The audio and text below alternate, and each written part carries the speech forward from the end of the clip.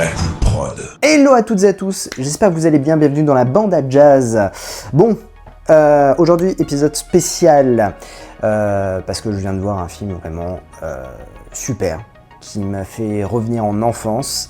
Bon, c'est complètement débile, mais c'est kiffant, voilà, un pur kiff.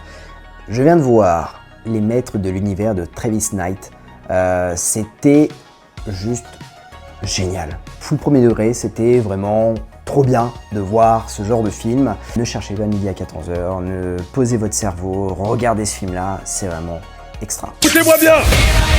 Les Maîtres de l'Univers arrivent sur Prime. Je détiens la force de puissance! Plongez-vous dans l'événement streaming de l'année. Je te le confirme. Regarde-moi ça. Toute l'action, tout le fun, chez vous. C'est mon crescendo! Je vous ai dit, quand je lève le poing, c'est fini! Effectivement, Seigneur.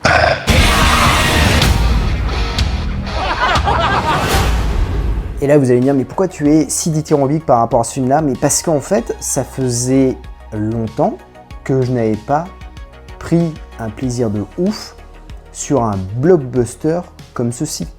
C'est-à-dire que le film n'est qu'un blockbuster turbo débile qui te dit, bon, gars, tu poses ton cerveau, tu vas voir 2h20 de film complètement what the fuck et tu vas juste kiffer. Alors, tout d'abord, de quoi parlent Les Maîtres de l'Univers? En fait, de base, c'est des bonhommes produits par Mattel qui ont été distribués, puis après, c'est devenu un dessin animé. Si je me souviens bien, c'est dans cet ordre-là. Mais du coup, en 1983, ça a été un immense carton. En 87, il y a eu le film avec Dolph Lundgren, produit par la Canon, qui a été un immense bide.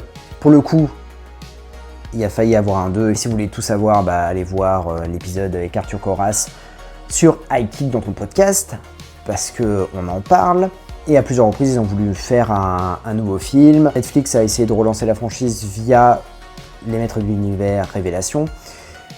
Ça a plutôt bien fonctionné, les jouets se sont vendus et ils se sont dit on va produire un film. Sauf que bon bah voilà, ils ont abandonné la franchise puisqu'ils ont mis 30 millions de dollars dans la production du film et finalement ça ne s'est jamais fait. Donc en fait, ils ont abandonné les droits, Amazon Prime les a récupérés et donc du coup en 2023-2024, ils ont annoncé que Les Maîtres de l'Univers allaient sortir au cinéma. Il y a eu plein de rebondissements dans la production, notamment Camilla Mendes, qui est une des héroïnes des Riverdale, a quitté le tournage, je me souviens, l'été dernier, pour participer aux Maîtres de l'Univers. Pas le meilleur mood de l'année quand même. Il y a eu aussi les problèmes de production, puisque on a annoncé Jared Leto dans le rôle de Skeletor. On va dire que Jared Leto n'a pas bonne réputation, à juste titre. Chaque fois qu'il joue dans un film, c'est une merde. Mais ce que j'adore dans ce film-là, c'est qu'on retourne en enfance. C'est-à-dire qu'on retrouve les personnages qu'on avait en jouet, on retrouve l'humour du dessin animé, qui était full premier degré à l'époque. On retrouve en fait vraiment ces personnages qui nous ont accompagnés et je trouve ça génial de voir ça, les vaisseaux et tout ça, on possédait tout ça. Et du coup, pour le coup, c'est vraiment un pur kiff, voilà. Bon, il y a des bémols, hein, bien évidemment, hein, Kringer, le tigre de combat, est vraiment dégueulasse, hein, parce que oui, les effets spéciaux sont pas toujours très terribles, et on se dit qu'avec 200 millions de dollars, ils auraient pu corriger quelques effets un peu what the fuck. J'ai l'impression de me retrouver dans Flash Gordon. Et après, dans la globalité, la BO, elle est géniale. Elle est signée en partie par Brian May, le guitariste de Queen. D'ailleurs, il y a une grosse référence à Queen et ça, c'est juste le kiff. Skeletor est hilarant. Après, je ne sais pas comment a joué Jared Leto. Est-ce qu'il était dans le costume? J'ai pas l'impression. J'ai essayé de me renseigner. Je suis tombé sur une photo, mais est-ce que c'est de l'IA ou pas? En tout cas, je sais qu'il a prêté sa voix. Mais Skeletor est totalement hilarant. C'est-à-dire qu'en fait, on retrouve le Skeletor qui était dans le dessin animé. De m'emparer de la planète, tout sera bientôt à moi. Skeletor, Skeletor, Jova, Musclor et son tigre de combat approchent de la forteresse. Les inconscients, ils vont assister à ma victoire et à la chute d'Eternia. Ils seront à mes côtés, couverts de chaînes, bien sûr. Bien sûr, Skeletor.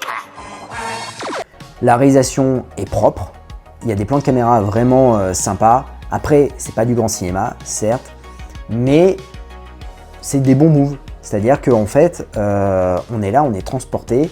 Et je trouve ça dommage que la France n'ait pas tenté le coup de le sortir au cinéma. Alors peut-être que ça aurait l'idée, mais au moins on aurait pu le découvrir au cinéma parce que c'est un film de cinéma. C'est un blockbuster. Et là aussi, je reviens un peu en arrière, je me dis, waouh, c'est un film familial. C'est-à-dire qu'en fait, c'est un film à voir en famille, c'est un film à voir au cinéma, c'est un blockbuster comme à l'époque.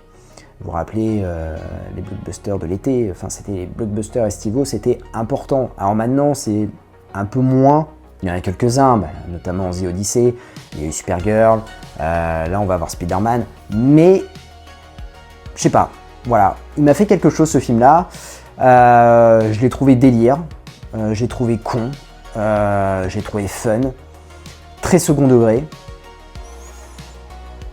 ouais. J'ai bien aimé, je peux pas dire le contraire. Voilà, il m'a eu. Et puis les post-génériques sont vraiment extra. Enfin, on a quand même un post-générique, voilà, ça m'a fait sourire parce que j'ai l'impression de revoir le dessin animé. Et puis le deuxième post-générique, il est ouf, parce qu'il annonce la suite du film. Alors, je pense que le film a perdu énormément d'argent au box-office. Pour le coup, malgré l'échec, le 2 a été annoncé, et je pense que ce sera directement diffusé sur Amazon, puisque là, en fait, il est déjà numéro 1. En tout cas, voilà. Je vous conseille de regarder Les Maîtres de l'Univers. Ça mange pas de pain. C'est turbo débile. C'est un pur kiff. Voilà, c'est un blockbuster, un pur kiff. Vous posez votre cerveau, vous regardez, et là, vous allez kiffer. Et vous allez retourner en enfance. Oui, les gens qui sont nés entre 70 et 90, vous allez kiffer ce film-là parce que vous allez vous retrouver enfant en train de regarder Musclor. Bon, j'ai fini avec ma chronocritique sur Les Maîtres de l'Univers. Vous avez eu The Odyssey vendredi. Là, vous avez un épisode cette semaine avec Les Maîtres de l'Univers. Bon, je vous préviens tout de suite, il va y avoir une petite pause parce que c'est les vacances, donc il n'y aura pas forcément de reel, pas forcément d'épisode. Il y aura peut-être quelque chose, peut-être un épisode surprise qui débarquera, mais ça, je vous le garantis pas. En tout cas, merci beaucoup pour votre fidélité, merci beaucoup pour vos likes, votre abonnement, merci de me suivre dans cette aventure. Honnêtement, je le fais comme ça, de temps en temps, si je vois un film, je vous donne ma critique ou je vous fais un épisode podcast. Je vais continuer à vous faire un peu mes reco-lectures aussi. Là, j'ai pas eu le temps, j'ai fini pas mal de bouquins, donc il faut que je fasse la reco de lecture. Mais en tout cas, merci à vous, merci de me suivre dans mon délire. Et on se retrouve prochainement pour un nouvel épisode. Allez, ciao!